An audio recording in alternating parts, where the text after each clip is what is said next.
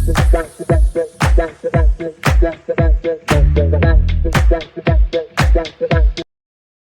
सभी का स्वागत है मेरे YouTube चैनल पर। और आज हम करेंगे directive principle of state policy part 4 article 36 to 51 of the Indian constitution. अगर आप चैनल पर नए हैं तो चैनल को सब्सक्राइब कर ले ताकि आपको सारे अपडेट टाइम टू टाइम मिलते रहें। और अपने आज के टॉपिक को स्टार्ट करते हैं। हम 1 by 1 हर आर्टिकल को पढ़ेंगे। Article 36 definition. आर्टिकल 36 में स्टेट के बारे में बताया गया है और स्टेट की डेफिनेशन वही है जो फंडामेंटल राइट्स के पार्ट 3 में दी गई है। आर्टिकल 37 जो है वो प्रीवियस वीडियो जो है उसमें भी मैंने एक्सप्लेन किया है। Application of the principles contain in this part, the provision contain in this part shall not be enforceable, मतलब कि नॉन जस्टिसिएबल हमारे ये आर्टिकल्स हैं by any court, but the principles therein laid down are nevertheless fundamental in the governance of the country, and it shall be the duty of the state to apply these principles in making laws। कि हम इन्हें court में जाके तो enforce नहीं करा सकते, लेकिन फिर भी स्टेट की ड्यूटी बनती है कि इनके ऊपर जैसे जैसे हमारी कंट्री डेवलप कर रही है, हमारे पास फंड आ रहे हैं, वैसे वैसे जितने भी हमारे डायरेक्टिव प्रिंसिपल्स हैं उनको एप्लीकेबल करें, उनके लिए पॉलिसीज बनाए, लॉ बनाए। तो ये ड्यूटी है। तो ये हमें आर्टिकल 37 बताता है और ये लास्ट वीडियो में भी हम पढ़ चुके हैं। Article 38 state to secure a social order for the promotion of welfare of the people. इसमें दो क्लोज हैं। क्लोज 1 बात करता है the state shall strive to promote the welfare of the people by securing and protecting as effectively as it may a social order in which justice, social, economic and political shall inform all the institutions of the national life। Strive का मतलब होता है कि प्रयास करना। तो state को प्रयास करना है किस चीज के लिए? To promote welfare of the people by securing and protecting as effectively as it may a social order in which justice, social, economic and political। अब यहाँ पर जब हम बात करते हैं इस पर्टिकुलर क्लोज 1 की, तो इसमें हम बात कर रहे हैं कि हमारी जो स्टेट है उसकी रिस्पॉन्सिबिलिटी है कि वो प्रमोट करे वेलफेयर ऑफ द पीपल, कि लोग जो हैं उनका बेनिफिट हो, ऐसी चीजें उन्हें करनी है, ऐसे काम उन्हें करने हैं। तो यहाँ पर ये पर्टिकुलर क्लोज बोलता है कि हमें एक ऐसी सोसाइटी स्टैब्लिश करनी है जो कि जस्ट एंड फेयर सोसाइटी हो, जहां पर सोशल जस्टिस हो। सोशल जस्टिस का मतलब है इक्वालिटी हो, डिग्निटी हो। इकोनॉमिक जस्टिस हो, इकोनॉमिक जस्टिस का मतलब है कि fair distribution of wealth. Political justice हो, मतलब कि equal participation in the governance. और every institution in the country, मतलब कि education, economic, political, law making should reflect these principles, कि जहाँ पर इक्वालिटी हो, हर किसी को समान वेजेस मिले। तो ये सारी चीजें हमारे पास पहले नहीं थी, ये चीजें हमें मिली हैं संविधान के द्वारा। तो ये सारी चीजें जो हैं इनको स्टैब्लिश करना है। तो जैसे हम बात करते हैं वेलफेयर ऑफ द पीपल, मतलब कि लोगों का फायदा होना चाहिए, वहां पर सामाजिक तौर पर समानता होनी चाहिए, लोगों को न्याय मिलना चाहिए। तो क्लोज 1 इस चीज के बारे में बात करता है। Then 38 clause 2 the state shall in particular strive to minimize the inequalities in income and endeavor to eliminate inequalities in the status, facilities and opportunities not only amongst individuals but also amongst groups of people residing in different areas or engaged in different vocations। अब देखिए जो first close है वो हमें बताता है कि हमें किस चीज को प्रमोट करना है, लेकिन उसी का उल्टा ये हमें सिर्फ इतना बताता है कि किस चीज को हमें रोकना है। तो यहाँ पर स्टेट की ड्यूटी बनती है कि उन्हें ऐसी कोशिश करनी चाहिए, ऐसे प्रयत्न करने चाहिए, किसी भी प्रकार की इनइक्वालिटी है उसको खत्म करना है। जैसे कि minimize the inequalities in income, कि जो हमारी कमाई होती है, जैसे कि महिलाएं अगर कोई काम करती है और वही काम अगर आदमी करता है तो आदमी को ज्यादा वेजेस मिलते हैं एज कंपेयर टू महिला। तो देखिए वो जो असमानता है उसे हमें खत्म करना है समाज से। तो जैसे कि स्टेटस की बात करते हैं तो कोई अमीर इंसान है, कोई गरीब इंसान है, किसी के पास ज़्यादा चीज़ें हैं, किसी के पास कम चीज़ें हैं, किसी के पास अलग अपॉर्चुनिटीज़ हैं, किसी के पास अपॉर्चुनिटीज़ बिल्कुल नहीं है। तो हमें उस चीज़ को ख़त्म करना है। जैसे कि महिलाएं हैं तो लड़कियों के लिए अलग से कॉलेजेस खोले जाते हैं, स्कूल खोले जाते हैं जो पर्टिकुलरली उनके लिए होते हैं। उसके अलावा उनके लिए कुछ फिक्स जो होती हैं सीट होती हैं। और उसके अलावा जैसे कि अगर कोई गवर्नमेंट फॉर्म निकलता है, एप्लीकेशन फॉर्म निकलता है जॉब का, तो वहाँ पर भी उनको फीस में रिलैक्सेशन मिलती है। तो सारी चीज़ें क्यों हो रही हैं? वो इसीलिए ताकि हम इनइक्वालिटी को हटा सकें, जो ये असमानता है, ये जो भेदभाव है, इसे हम कम कर सकें। तो उस चीज़ के लिए है, नॉट ओनली अमंगस्ट इंडिविजुअल, कि सिर्फ एक इंडिविजुअल के लिए नहीं, but also amongst groups of people residing in different areas. अब यहाँ पे जो अमंगस्ट ग्रुप, अब महिलाएं हैं एक ग्रुप है, SC ST कम्युनिटी है, OBC कम्युनिटी है। हमारे देश में बहुत सारी माइनॉरिटी हैं, कम्युनिटीज़ हैं जिनको हमें प्रोटेक्ट करना है, ट्राइब्स हैं उनको प्रोटेक्ट करना है। तो उन सब की भी बात की गई है। Also amongst groups of people residing in different areas, मतलब कि देश के अलग अलग हिस्सों में जो रिजाइड करते हैं और इंगेज इन डिफरेंट वोकेशंस। अब यहाँ पर बात की गई है डिफरेंट वोकेशंस की। इसका मतलब ये है कि पीपल इन्वॉल्व इन और doing different types of jobs और ऑक्यूपेशन। उस चीज़ों में जो इनइक्वालिटी है, जो असमानता है, उसे हमें कम करना है। Article 39, certain principles of policy to be followed by the state. The state shall in particular direct its policy towards securing, इसमें टोटल हमारे पास 6 क्लोज हैं। ए बात करता है that the citizens, men and women equally have the right to an adequate means of livelihood, कि जो इस देश के नागरिक हैं, men और women equally have the right to an adequate means of livelihood. livelihood का मतलब है कि जिंदगी जीने के लिए जो जरूरी चीजें होती हैं वो। then B है that the ownership and the control of the material resources like land, water, forest, minerals, etc. of the community are so distributed as best to subserve the common good. इसका मतलब ये है कि जो ये natural resources हैं हमारे पास, ये हर किसी के पास होने चाहिए। मतलब कि कम्युनिटी में अच्छे तरीके से उनको डिस्ट्रीब्यूशन होनी चाहिए। ऐसा नहीं हो कि कोई एक पर्टिकुलर ग्रुप ही या कोई पर्टिकुलर पर्सन ही उस चीज़ को कंट्रोल करके बैठा है। सारी की सारी ओनरशिप उसी के पास है। अब जो लैंड है, अब लैंड का डिस्ट्रीब्यूशन हो रखा है कि हर कोई ओन कर सकता है लैंड को। ऐसा नहीं है कि आपको आपके घर से कोई भी निकाल सकता है, ऐसा कोई नहीं कर सकता। That is something distributed equally, मतलब कि उसका एक प्रॉपर वे में, बेस्ट वे में, कि कम्युनिटी को सर्व किया जा सके, बेस्ट वे में उस चीज को डिस्ट्रीब्यूट किया गया है। किसी एक पर्टिकुलर पर्सन के पास उसकी ओनरशिप नहीं है। इसीलिए कई बार लैंड रिफॉर्म लॉज लेके आए गए इंडिया के अंदर, ताकि लैंड का डिस्ट्रीब्यूशन अच्छे से हो सके, उसको ठीक तरीके से मैनेज किया जा सके। Then C that the operation of the economic system does not result in the concentration of the wealth and the means of production to the common determinants. Economic system का मतलब होता है money, business, industries, market operation. तो that the operation of the economic system does not result in the concentration of the wealth, कि किसी एक particular section के पास ही उस चीज में कंट्रोल है, पूरी की पूरी वेल्थ उस व्यक्ति के पास जा रही है, तो वो चीज नहीं होनी चाहिए। And means of production to the common determinant. Determinant का मतलब होता है हार्म करना, डैमेज करना, किसी को लॉस पहुंचाना। तो यहाँ पर पर्टिकुलरली सी क्लोज का मतलब ये है कि जो बिजनेस इकोनॉमिक एक्टिविटीज होती हैं, ऐसा नहीं होना चाहिए उसमें एक पर्टिकुलर पर्सन जो है मोनोपोलाइज कर जाए, मोनोपोली क्रिएट कर ले। तो इसीलिए हमारे देश में टैक्स इंपोज किए जाते हैं। उसके अलावा मोनोपोली को ब्रेक करते हैं। ऐसा नहीं है किसी एक पर्टिकुलर पर्सन के पास ही एक पर्टिकुलर चीज के ऊपर पूरा कंट्रोल होगा, ताकि उसमें उस सेक्टर के अंदर कंपटीशन हो सके।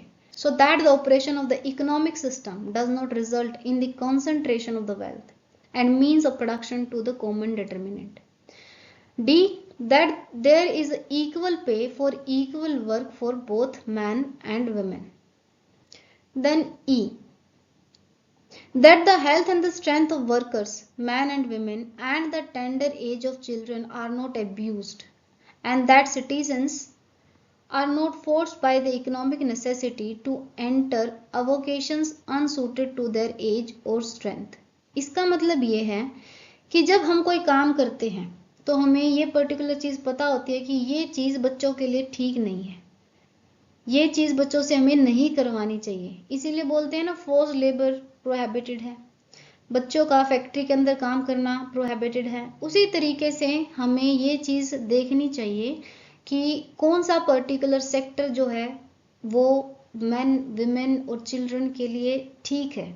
ऐसा नहीं होना चाहिए कि जो उनकी स्ट्रेंथ से रिलेटेड ना हो, उनकी एज से रिलेटेड ना हो, जो उनको अफेक्ट करे, चाहे उनकी इकोनॉमिक नेसेसिटी क्यों ना है, पैसे की ज़रूरत ही क्यों ना उन लोगों को, इसीलिए वो काम करते हैं। बट स्टिल हमें ये चीज़ अपनी सोसाइटी में, अपनी कंट्री में मेंटेन रखनी चाहिए कि कितनी भी ज़रूरत हो उस व्यक्ति के पास कोई ना कोई एक ऐसा सोर्स होना चाहिए जिसमें कि उसकी हेल्थ को भी इफेक्ट ना हो, उसकी एज पे, एज से जो उसकी एक मेंटलिटी होती है, एक बच्चे की जो ग्रोथ होती है, उस पे भी कोई इफेक्ट ना हो और आराम से वो अपनी ज़िंदगी को आराम से जी सके। F. That children are given opportunities and facilities to develop in a healthy manner and in conditions of freedom and dignity, and that childhood and the youth are protected against exploitation and against moral and material abandonment। अब यहाँ पर बात की गई exploitation की। Exploitation like child labour, abuse, trafficking of children. यहाँ पर हम बात करते हैं moral and the material abandonment. इसका मतलब है कि जब हम मोरल अबेंडमेंट की बात करते हैं तो यहाँ पर हम बात कर रहे हैं कि निगलेक्ट करते हैं in terms of the love, care and values of a child.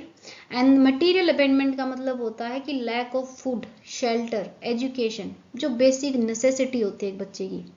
तो that the children are given opportunities to facilitates to develop in a healthy manner, कि हमें एक ऐसे सोसाइटी मेंटेन करके चलनी है, एक ऐसी कंट्री को हमें इस्टेब्लिश करना है जहाँ पर बच्चों के पास सफिशिएंट मीन्स और सफिशिएंट चीज़ें हों ताकि उनकी ग्रोथ अच्छी हो, उनकी डेवलपमेंट अच्छी हो, and in a condition of freedom and dignity, and childhood and youth are protected against exploitation, उनके साथ कोई एक्सप्लॉयटेशन ना हो।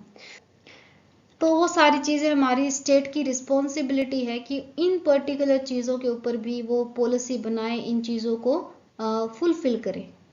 Article 39A, Equal Justice and Free Legal Aid. The state shall secure that the opportunity of the legal system promotes justice on a basis of equal opportunity and shall in particular provide free legal aid to suitable legislation or schemes or in any other way to ensure that the opportunities for securing justice are not denied to any person by reason of economic or any other disabilities। देखिए, जब हम justice की बात करते हैं तो throughout the world differences हर जगह पे हैं, डाइवर्सिटी हर जगह पे है। अगर हर किसी को न्याय मिलता चला जाए तो कोई भी ये महसूस नहीं करेगा कि वो फ्री नहीं है, तो वो फ्रीडम की डिमांड ही नहीं करेगा। जब अंग्रेज थे तो उन्होंने हमें न्याय नहीं दिया, हमारे जो अधिकार थे उन्होंने हमसे छीन लिए, तब हमें पता चला कि हम उनके गुलाम हैं। लेकिन अगर वो हमें न्याय दे देते, हमारे अधिकार हमसे नहीं छीनते, तो हमें पता ही नहीं चलता कि हम उनके गुलाम हैं, हम कभी फ्रीडम की डिमांड ही नहीं करते। तो फ्रीडम जब हमारे साथ गलत होता है और हमें जस्टिस नहीं मिलता, तब हम डिमांड करते हैं कि हमें फ्री करें। तो जस्टिस बहुत ज़्यादा इंपॉर्टेंट है। तो इक्वल जस्टिस, हर किसी को न्याय मिलना चाहिए, कोई फर्क नहीं पड़ता कि आप गरीब हैं, अमीर हैं, लड़का हैं, लड़की हैं, ट्रांसजेंडर हैं, आप किस बैकग्राउंड से आते हैं, कौन से स्टेट के किस हिस्से से हैं, कोई फर्क नहीं पड़ता आपकी क्या कास्ट है, क्या रिलीजन है, आपके साथ गलत हुआ है तो आपको न्याय मिलेगा। Equal justice and free legal aid, कि अगर आप इस कैपेसिटी में नहीं हैं कि आप कोर्ट की प्रोसीडिंग्स का खर्चा उठा सके या कोई भी अलग कारण है, तो आपको सहायता मिलेगी फ्री, आपको लीगल एड मिलेगी। तो उसके लिए स्टेट को सूटेबल लेजिस्लेशन या स्कीम्स बनानी होती हैं। तो देखिए, लीगल सर्विस अथॉरिटीज एक्ट 1987 बनाया गया, उसके अलावा डिस्ट्रिक्ट लीगल सर्विस अथॉरिटीज होती है, जैसे DLSA जिसे बोलते हैं, जिसके द्वारा फ्री लीगल एड मिलती है लोगों को। Then Article 40, Organization of the Village Panchayats. The state shall take steps to organize village panchayats and endow them with such powers and authority as may be necessary to enable them to function as units of the self-government. Very simple कि देखो उनके पास इतनी authorities होनी चाहिए कि जो एक necessity होती है गांव की, ताकि गांव जो है सेल्फ सफिशिएंट बन सके, वो पूरा कर सके।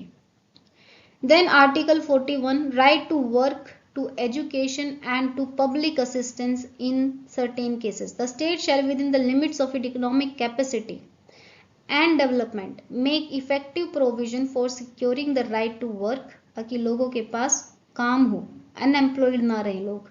टू एजुकेशन, उनके बच्चे जो हैं वहाँ पे एजुकेशन गेन कर सकें। And to public assistance in cases of unemployment, old age, sickness and disablement and in other cases of undeserved want. Simply बोला गया है कि हमें देश में एक ऐसा सिस्टम स्टैब्लिश करना है, हमें ऐसी कोशिश करनी है कि हमारे देश के अंदर हर किसी के पास काम हो, हर कोई एजुकेटेड हो और ऐसी कंडीशन ना हो कि लोगों के पास असिस्टेंस ना हो।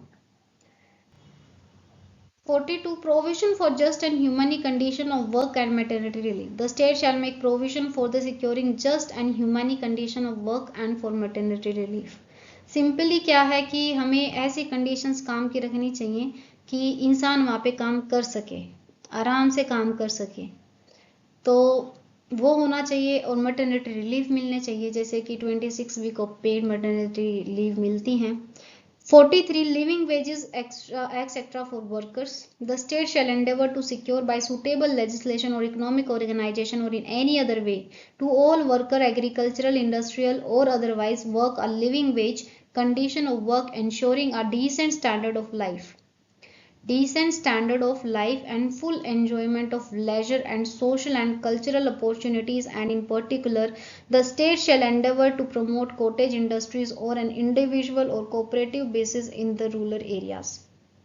इसमें नॉर्मल बात की गई है कि जब हम लिविंग वेजेस की बात करते हैं तो देखिए सिंपली एक्सप्लेन भी कर दिया इन्होंने कि work ensuring a decent standard of life and full enjoyment of leisure, कि उनके पास टाइम हो कि वो अपने लिए भी जिंदगी जीने के लिए भी जो अलग एक्टिविटीज़ एक इंसान को चाहिए होती है करने की, जैसे कि खेलना है, घूमना है, खाना खाना है, परिवार के साथ टाइम स्पेंड करना है, वो सारी चीज़ें उनके पास होनी चाहिए।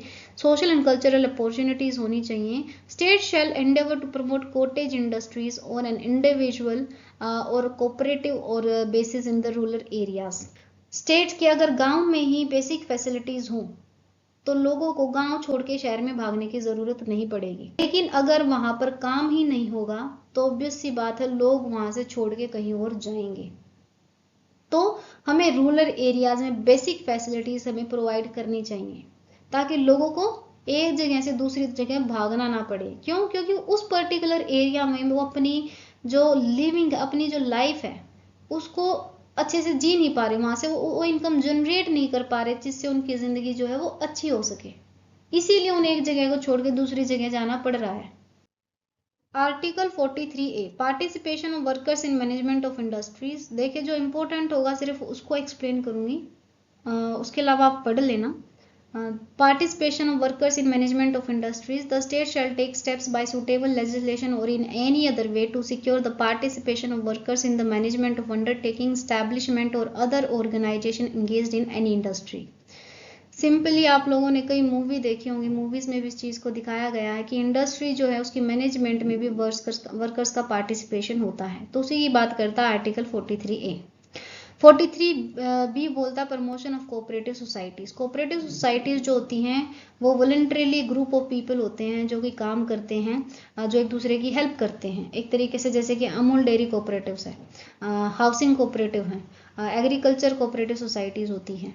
तो सारी चीज़ें क्या कर रहे हैं, वो ऑटोनोमसली काम करते हैं। ऑटोनोमसली काम करना मतलब freedom from the government interference, वो काम करते हैं और एक दूसरे की हेल्प करते हैं। Then 44th article, uniform civil code for the citizens. अब ये जो है टॉपिक आज के टाइम में बर्निंग टॉपिक है, कन्फ्लिक्ट में है, इस पे बहुत सारी डिबेट्स हो रही हैं। तो the state shall endeavour to secure for the citizens a uniform civil code throughout the territory of India. ये आज के टाइम पे इम्पोज हो जाना चाहिए, ये हमारी कंट्री की नेसेसिटी है और इसको इम्पोज करने में कोई इतनी बड़ी चीज़ नहीं है जितना कन्फ्लिक्टिंग इसको बना दिया है। आज के टाइम में इसको इम्पोज कर देना चाहिए। सफिशिएंटली हम एजुकेटेड हैं, ऐसा नहीं है कि एजुकेशन नहीं है, एजुकेटेड लोग नहीं हैं हमारी कंट्री के अंदर। मोस्टली इसको रिफ्लेक्ट किया जाता है कि कंट्रोवर्शियल है विद मुस्लिम्स, तो मुस्लिम्स के अकॉर्डिंग भी कंट्रोवर्शियल बिल्कुल नहीं है, क्योंकि भारत के अंदर जब बात करते हैं हम शरीयत लॉ की, तो सिर्फ और सिर्फ जो मुस्लिम्स के सिविल मैटर हैं वो शरीयत के अकॉर्डिंग गवर्न होते हैं और क्रिमिनल मैटर्स नहीं होते। तो मुस्लिम्स ने उस चीज़ को एक्सेप्ट कर लिया क्योंकि वो एक बहुत ही लंबे टाइम से चलते हुए आ रहे हैं। अदरवाइज मुस्लिम उस चीज़ को भी एक्सेप्ट नहीं करते, उसमें भी वो बोलते हैं कि हमें क्रिमिनल जो लीगल सिस्टम है वो भी शरीयत के अकॉर्डिंग चाहिए। तो वो चीज़ मुस्लिम्स में भी एक्सेप्टेंस है क्योंकि वो एक लंबे टाइम से चलती हुई आ रही है कि सिविल्स में मैटर जो है वही शरीयत के अकॉर्डिंग गवर्न होते हैं। लेकिन अगर यूनिफॉर्म सिविल कोड आ जाएगा तो धीरे धीरे जो मुस्लिम कम्युनिटी वो भी उस चीज़ को एक्सेप्ट कर लेगी। वो जो मुस्लिम्स हैं वो भी कन्वर्टेड हैं या फिर कुछ एक पर्टिकुलर बहुत ही कम संख्या है जो बाहर से आके यहाँ पे स्टैब्लिश्ड है, मोस्टली कन्वर्टेड हैं। तो ऑब्वियस सी बात है उनके लिए भी जो भारत का कल्चर है वही उनका कल्चर है, कोई अलग रूल तो उनके लिए नहीं है कि वो, अगर राजस्थान में मुस्लिम्स को देखोगे तो वो राजस्थान की भाषा, राजस्थान के कपड़े, राजस्थान का जो सिस्टम है उसको अडॉप्ट करते हैं। महाराष्ट्र में मुस्लिम जो हैं वो वहाँ का सिस्टम को अडॉप्ट करते हैं। कुछ एक हैं जो नहीं मानते, वो अलग बात है, लेकिन मोस्टली तो सिस्टम यही है। तो अपने कल्चर के अकॉर्डिंग अपनी जो संस्कृति है, सिविलाइजेशन है, उसके हिसाब से यूसीसी को बनाओ और उसको इम्प्लीमेंट करो। तो ये इवन मुस्लिम कम्युनिटी के जो कुछ लोग इसको कन्फ्लिक्टिंग मानते हैं, इवन मुस्लिम कम्युनिटी में भी हर कोई इसको कन्फ्लिक्टिंग नहीं मानता, तो यूसीसी को इम्प्लीमेंट कर देना चाहिए। This is the requirement of the country. Now 45 provision for the early childhood care and education to children below the age of 6 years. Then 46 promotion of educational and economic interest in scheduled caste, scheduled tribe and other weaker sections. The state shall promote with special care for the educational and the economic interest for the weaker section of the people and in particular the scheduled caste and scheduled tribes and shall protect them from the social injustice and all form of exploitation. Simply बात करते हैं कि जो हमारे देश के अंदर हरिजन हैं, जो शेड्यूल कास्ट है, शेड्यूल ट्राइब्स हैं, हमें उन्हें प्रोटेक्ट करना है और उन्हें एजुकेट करना है, इकोनॉमिकली उन्हें स्ट्रॉन्ग बनाना है। तो सिंपल है कि भाई ये चीज़ भी होनी चाहिए, क्योंकि हमारा देश सिर्फ और सिर्फ एक पर्टिकुलर सेक्शन के द्वारा, एक पर्टिकुलर कास्ट के द्वारा, एक पर्टिकुलर रिलीजन के द्वारा, एक पर्टिकुलर जेंडर के द्वारा नहीं डेवलप कर सकता। जब तक पूरा देश एक साथ नहीं होगा, हर किसी की डेवलपमेंट नहीं होगी, तब तक देश की डेवलपमेंट नहीं होगी। तो इसीलिए वीकर सेक्शन, जो भी सेक्शन है, हमें उसे एजुकेटेड करना है, उसे इकोनॉमिकली अच्छा करना है, ताकि उसकी भी डेवलपमेंट हो और कंट्री की भी डेवलपमेंट हो, तो सब अच्छा होगा फिर। देन आर्टिकल 47 बात करता है duty of the state to raise the level of nutrition and standard of living and to improve public health. The state shall regard the raising of the level of nutrition and the standard of living of its people and the improvement of public health as among its primary duties, and in particular the state shall endeavour to bring about prohibition of consumption except for the medicinal purposes of intoxicating drinks and of drugs which are injurious to the health. इसका मतलब ये है कि सरकार को, हमारी state को जो लेवल ऑफ न्यूट्रिशन है उसको इंक्रीज करना चाहिए, ताकि लोगों की जो फिजिकल हेल्थ है वो अच्छी हो सके। अगर न्यूट्रिशन नहीं है लोगों में तो ऑब्वियस सी बात है कि वो बीमार रहेंगे, एक्टिवनेस कम होगी। इसीलिए लोगों को प्रॉपर खाना मिलना चाहिए। इसीलिए देखते हैं हम कि बच्चों के लिए मिड डे मील स्कीम भी बनाई गई है। तो मिड डे मील स्कीम से क्या हुआ कि जो गरीब लोग हैं वो अपने बच्चों को स्कूल में भेजना शुरू कर देते हैं, ताकि एटलीस्ट उनको एक टाइम का खाना तो अच्छे से मिले। तो हमें ऐसी कुछ ना कुछ चीज़ें करनी चाहिए जिससे कि जो न्यूट्रिशन का लेवल है वो रेज हो हमारी कंट्री के अंदर, ताकि लोग जो हैं वो उनकी अच्छी कंजम्पशन हो और अच्छी उनकी फिजिकल हेल्थ हो। फिजिकल हेल्थ अच्छी होगी तो ऑब्वियस सी बात है कि वो एक्टिव होंगे और इससे हमारी कंट्री का बेनिफिट होगा। और स्टेट को क्या करना चाहिए, प्रोहिबिट करना चाहिए consumption of the intoxicating drugs which are injurious to the health except medicinal purposes. देखो, एक्सेप्ट मेडिसिनल पर्पजेज अलग चीज है, उसके अलावा बात की गई है कि जो भी चीज इंजूरियस है, टॉक्सिक है, उस चीज को बैन करना चाहिए, उस चीज को मतलब प्रोहिबिट करना चाहिए। तो ऐसा होना भी चाहिए ताकि हमारा जो यंग जनरेशन है, हमारे जो यूथ है, वो एडिक्टेड ना हो अल्कोहल से, और ड्रिंक ना करता हो, ड्रग्स ना लेता हो। उसके अलावा आज के टाइम में बहुत ज़्यादा बच्चे सिगरेट पीते हैं, तो वो सारी चीज़ें ना हो।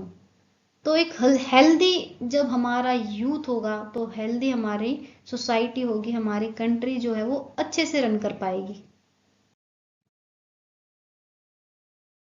Article 48 Organization of Agriculture and Animal Husbandry. The state shall endeavour to organize agriculture and animal husbandry on modern and scientific lines and shall in particular take steps for preserving and improving the breeds and prohibiting the slaughter of cows, culls and the milch and the draught animals. Milch cattle का मतलब होता है those that give milk and draught cattle मतलब used for farming और transport। तो यहाँ पर state की ड्यूटी बनती है कि इनका जो स्लटरिंग है, इनको जो काटा जाता है, मारा जाता है, उसको प्रोहिबिट कर दे, उसको मतलब निषेध कर दें। देन उसके बाद बात की गई है कि organise agriculture and animal husbandry on the modern and scientific lines and shall in particular take steps of preserving and improving the breeds।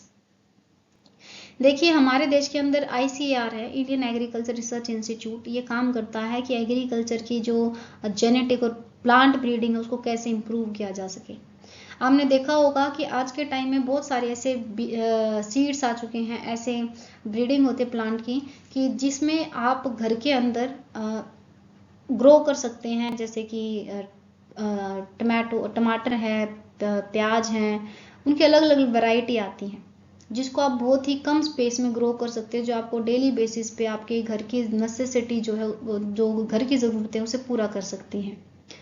उसी तरीके से बहुत सारी ऐसी चीज़ें हैं जो हम लोगों को पता नहीं है लेकिन एग्जिस्ट करती हैं, और उन पर्टिकुलर चीज़ों में बहुत ज़्यादा करप्शन है, या फिर मान लीजिए बहुत सारी ऐसी सेटलमेंट हैं जिनकी वजह से वो चीज़ आगे नहीं आ पा रही हमारी कंट्री में। अदरवाइज हमारी कंट्री में भी जो हमारा एग्रीकल्चर सिस्टम है वो चाइना के जैसा हो सकता है।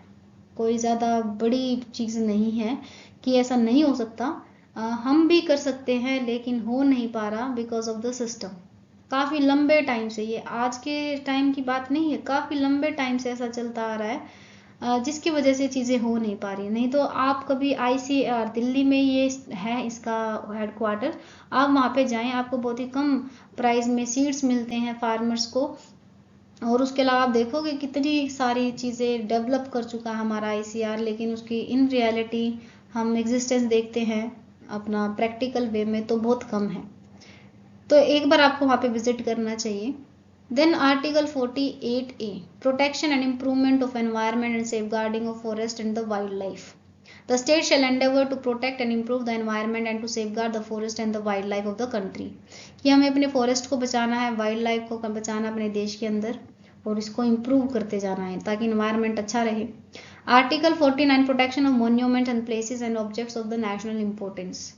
तो हमें प्रोटेक्ट करना है, अपने मोन्यूमेंट्स को प्रोटेक्ट करना है, प्लेसेस को प्रोटेक्ट करना है, object of the national importance. It shall be the obligation of the state to protect every monument or place or object of artistic or historic interest declared by or under law made by the parliament to be of national importance for spoliation, disfigurement, destruction, removal, disposal or export as the case may be।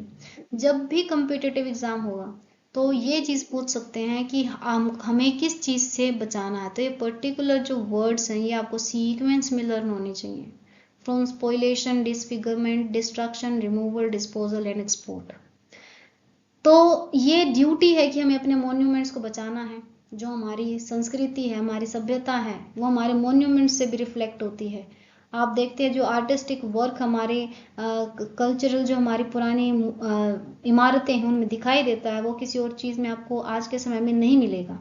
तो हमें उन्हें बचाना है क्योंकि वो हमारी संस्कृति को रिप्रेजेंट करते हैं, हमारी हिस्ट्री को रिप्रेजेंट करते हैं। Separation of judiciary from the executive, the state shall take steps to separate the judiciary from the executive in the public services of the state. तो ऑब्वियस सी बात है, ये तो होना ही चाहिए, अदरवाइज फिर जस्टिस कैसे मिलेगा? इसका मतलब तो करप्ट हो जाएगा बिल्कुल सब कुछ ही। अगर जुडिशरी को भी कंट्रोल करने लगे एग्जीक्यूटिव, जैसे कि यूपीएससी को कंट्रोल करते हैं, तो जुडिशरी के पास तो कोई अथॉरिटी नहीं रहेगी। एग्जीक्यूटिव के पास अगर सारी पावर चली जाएंगी कि वो जुडिशरी के अपॉइंटमेंट्स को, उसकी सर्विसेज को कंट्रोल कर सके, तो जैसे कि आईपीएस आईएएस ऑफिसर होते हैं, इनके प्रमोशंस, इनके तबादले हो जाते हैं आराम से, तो वैसा ही हमारे जजेस के साथ होने स्टार्ट हो जाएगा। तो इसीलिए जुडिशरी का सेपरेट रहना ज़रूरी है, क्योंकि जुडिशरी काम करती हैं लॉ के बेस पे, एविडेंस के बेस पे। Then Article 51, promotion of international peace and security. The state shall endeavor to promote international peace and security, maintain just and honorable relation with nations, foster respect for the international law and treaty or obligation in the dealing of the organized people which are one another, encourage settlement of international disputes by arbitrations. अब मेरे को comment box में बताना इनसे related चीज़ें, और जब मैं एमसीक्यूज करवाऊंगी तो इनसे रिलेटेड क्वेश्चंस उसमें होंगे कि कौन सी ऐसी पॉलिसीज़ हैं जो कि हमने इंटरनेशनल ट्रीटीज़ को साइन करने के बाद इम्प्लीमेंट की हैं। उसके अलावा कौन से डिस्प्यूट्स हैं जिनको हमने इंटरनेशनली सोल्व किया है विद आर्बिट्रेशंस। तो वो सारी चीज़ें हम डिस्कस करेंगे when we do the MCQs of the directive principle of state policy. तो आज की वीडियो को यहीं पर एंड करते हैं। अब मिलेंगे नेक्स्ट वीडियो में एक नए टॉपिक के साथ।